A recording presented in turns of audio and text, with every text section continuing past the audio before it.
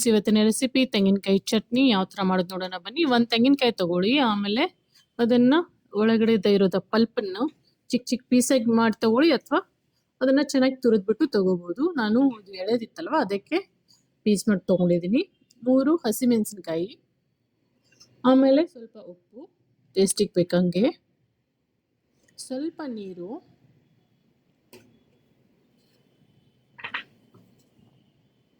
So ಇವಾಗ ಸ್ಮೂತಾಗಿ grind ಮಾಡ್ಕೊಳ್ಳಿ. ಇವಾಗ ಗ್ರೈಂಡ್ ಆಗಿದೆ. ಒಂದು ಬೇರೆ ಪಾತ್ರೆಯಲ್ಲಿ ಇದನ್ನು ತೆಗೆದುಬಿಡಿ. ಸೊ ಇದಕ್ಕೆ ಒಗ್ಗರಣೆ ಕೊಡಬೇಕು. ಈ ಕನ್ಸಿಸ್ಟೆನ್ಸಿ ಮಾಡ್ಕೊಂಡಿದ್ದೀನಿ. ನಿಮ್ಗೆ ಬೇಕಾದರೆ ತೆಳಗೆ ಮಾಡ್ಕೊಳ್ಳಿ, ಗಟ್ಟಿ ಬೇಕಾದರೆ ಗಟ್ಟಿ ಮಾಡ್ಕೊಳ್ಳಿ. ಸೊ ಇವಾಗ ಒಂದು ಚಿಕ್ಕ ಪ್ಯಾನ್ ತಗೋತೀನಿ. ಗ್ಯಾಸ್ ಆನ್ ಮಾಡಿದ್ದೀನಿ. ಚಿಕ್ಕ ಪ್ಯಾನ್ ತಗೋತೀನಿ. ಸ್ವಲ್ಪ ಹೀಟಾಗಕ್ಕೆ ಬಿಟ್ಬಿಡ್ತೀನಿ. ಇವಾಗ 2 ಚಮಚೆ ಕುಕಿಂಗ್ ಆಯಿಲು ಅಥವಾ ಆಲಿವ್ ಆಯಿಲು ಅಥವಾ ಮಸ್ಟರ್ಡ್ ಆಯಿಲು, ಯಾವ ಆಯಿಲ್ ಬೇಕೋ ಅದನ್ನು ಯೂಸ್ ಮಾಡ್ಕೊಳ್ಳಿ. ಇವಾಗ 2 ಟೀ ಸ್ಪೂನು ಕುಕಿಂಗ್ ಆಯಿಲ್ ತೊಗೊಂಡಿದ್ದೀನಿ.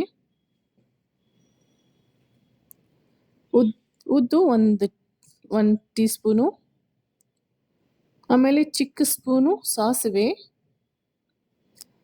ಇದನ್ನ ಚೆನ್ನಾಗಿ ಫ್ರೈ ಮಾಡ್ಕೊಳ್ಳಿ ಎಣ್ಣೆಯಲ್ಲಿ, ಇಲ್ಲದ್ರೆ ಹಸಿ ನಿಂತರೆ ಅದು ಕಹಿ ಆಗಿಬಿಡುತ್ತೆ. ಇವಾಗ ಚಿಕ್ಕ ಸ್ಪೂನು ಜೀರಿಗೆ ಹಾಕೊಳ್ಳಿ. ಚೆನ್ನಾಗಿ ಫ್ರೈ ಆಗ್ತಾ ಇದೆ ನೋಡಿ. ಫ್ಲೇಮ್ ಗ್ಯಾಸಿದ ಫ್ಲೇಮು ಲೋನೇ ಇರಲಿ, ಫುಲ್ಲು ಸಿಮ್ಮಲ್ಲಿದ್ದರೆ ಚೆನ್ನಾಗಿರುತ್ತೆ. ಇವಾಗ ಜೀರಿಗೆ ಹಾಕೊಳ್ಳಿ, ಚಿಕ್ಕ ಸ್ಪೂನು. ಚೆನ್ನಾಗಿ ಮಿಕ್ಸ್ ಮಾಡ್ಕೊಳ್ಳಿ. ಇವಾಗ ಕರಿಬೇವಿನ ಸೊಪ್ಪು ಹಾಕೊಳ್ಳಿ. ಕರಿಬೇವಿನ ಸೊಪ್ಪು ಮತ್ತು ಕೆಂಪೆಣಸಿನ್ಕಾಯಿ 1-2 ಚೆನ್ನಾಗಿ ಫ್ರೈ ಮಾಡ್ಕೊಳ್ಳಿ. ಇದೊಂಥರ ಕರಿಬೇವಿನ ಸೊಪ್ಪು ಕುರುಮ್ ಅಂತ ಚಟ್ನಿಲಿದ್ದರೆ ತುಂಬ ಟೇಸ್ಟ್ ಚೆನ್ನಾಗಿರುತ್ತೆ, ತಿನ್ನೋಕ್ಕೆ ಚೆನ್ನಾಗಿರುತ್ತೆ. ಹಸಿ ಇದ್ದರೆ ಒಂಥರ ಚೆನ್ನಾಗಿರಲ್ಲ. ಸೊ ಇದನ್ನು ಚೆನ್ನಾಗಿ ಕೆಂಪೆಣಸಿನ್ಕಾಯಿನೂ ಎಲ್ಲ ಚೆನ್ನಾಗಿ ಫ್ರೈ ಮಾಡ್ಕೊಳ್ಳಿ. ಇವಾಗ ಇದನ್ನು ಫ್ಲೇಮನ್ನು ಆಫ್ ಮಾಡಿ ಸ್ವಲ್ಪ 1-2 ನಿಮಿಷ ಬಿಟ್ಬಿಡಿ. ಇದರಲ್ಲಿ ಕೊತ್ತಂಬರಿ ಸೊಪ್ಪು ಹಾಕೊಳ್ಳಿ ಅಥವಾ ಡೈರೆಕ್ಟಾಗಿ ಹಾಕೋಬೋದು. ತೆಂಗಿನಕಾಯಿ ಚಟ್ನಿ ಮಾಡೋದು ತುಂಬ ಬೇರೆ ಬೇರೆ ಟೈಪ್ಗಳು ಇವೆ. ಸೊ ಇದೊಂಥರ ಟೈಪು. ಇದು ಬೇರೆ ಬೇರೆ ಟೈಪ್ಗಳು ನಾನು ಮತ್ತೆ ವಿಡಿಯೋಸ್ ಅಪ್ಲೋಡ್ ಮಾಡ್ತೀನಿ. ಸೊ ಇವಾಗ ಈ ಒಗ್ಗರಣೆಯನ್ನು ನಮ್ಮ ಗ್ರೈಂಡ್ ಮಾಡಿದ್ದು ತೆಂಗಿನಕಾಯಿ ಇದೆ ಅಲ್ವಾ, ಅದರಲ್ಲಿ ಮಿಕ್ಸ್ ಮಾಡ್ಕೊಳ್ಳಿ. ಸ್ಮೂತಾಗಿ ಪೇಸ್ಟ್ ಮಾಡ್ಕೊಂಡಿದ್ದೀವಿ, ಅದರಲ್ಲಿ ಚೆನ್ನಾಗಿ ಮಿಕ್ಸ್ ಮಾಡ್ಕೊಳ್ಳಿ.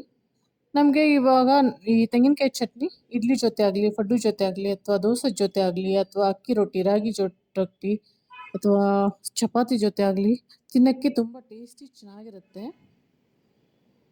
ಸೊ ನೋಡಿ ಕಲರ್ ಎಷ್ಟು ಚೆನ್ನಾಗಿ ಬಂದಿದೆ. ಇದರಲ್ಲಿ ಬೇಕಾದರೆ ಸ್ವಲ್ಪ ಕಡಲೆ ಬೀಜನೂ ಹಾಕೋಬೋದು, ಕಡಲೆ ಪಪ್ಪುನೂ ಹಾಕೋಬೋದು. ಇದು ಒಂಥರ ಡಿಫ್ರೆಂಟ್ ಚಟ್ನಿಗೆ.